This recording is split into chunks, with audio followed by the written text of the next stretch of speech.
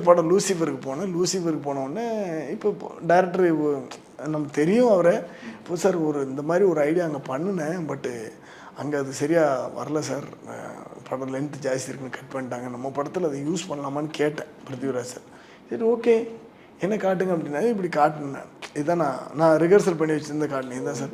ஓ இதா பண்ணலாமா சார் அப்படின்ட்டார். பண்ணணுன்னு அதில் பண்ணேன். இப்போது அதான் நமக்கு எப்போவுமே இந்த சமுத்திரக்கணியனெல்லாம் சொல்லுவார், நீ உன் வேலையை மட்டும் செஞ்சுக்கிட்ட, அந்த வேலை எங்கேயோ இல்லை எங்கேயோ ஒரு இடத்துல உனக்கு பேர் வாங்கி கொடுக்கும் அப்படின்னு. இப்போ நம்ம இங்கே செஞ்சோம், ஒன்று நடக்கும்னு ஒன்று நினச்சோம்ல, பட் அது ட்ரிம் ஆகிடுச்சு. யாரும் வேணும்னு பண்ணுறது கிடையாது, படத்துக்கு லென்த்து ரொம்ப ஜாஸ்தி இருக்குன்னு கட் பண்ணியாச்சு. இப்போ அந்த வேலை தான் அங்கே போய் திருப்பி பண்ணேன்.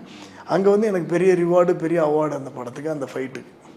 ஸோ அதனால் அது வந்து நம்ம வேலையை நம்ம செஞ்சுக்கிட்டு இருப்போம், அந்த வேலை எங்கேயோ ஒரு நாள் ஏதோ ஒரு விஷயத்தில் கொடுக்கும். அதே மாதிரி மாளிகாபுரம்னு ஒரு படம் மலையாளத்தில் தான். அந்த படத்து ஃபைட்டை பார்த்துட்டு நார்த் இந்தியன் டைரக்டர் நிறைய பேர், ஆந்திரா டைரக்டர் நிறைய பேர், சின்ன படம் மாளிகாபுரம்ங்கிறது, அந்த ஃபைட்டை பார்த்துட்டு பெருமையாக அந்த ஃபைட் சூப்பராக இருக்குது, நல்லா பண்ணுவீங்க அப்படின்னு.